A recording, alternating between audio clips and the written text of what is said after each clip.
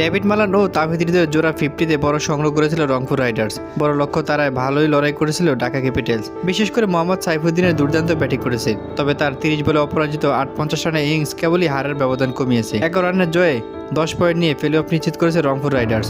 অন্যদিকে 9 ম্যাচ থেকে মাত্র 4 পয়েন্ট পেয়ে প্লে অফ দৌড়ে ছিটকে গেছেন ঢাকা ক্যাপিটালস। মিরপুর টসে হেরে আগে ব্যাট করতে নেমে নির্ধারিত 20 ওভারে 4 উইকেট হারিয়ে 181 রান করে রংপুর রাইডার্স। জবাবে খেলতে নেমে 20 ওভারে 7 উইকেট হারিয়ে 170 রান করে ঢাকা ক্যাপিটালস। লক্ষ্য তারা শুরুতেই আব্দুল্লাহ আল মামুনকে হারায় ঢাকা।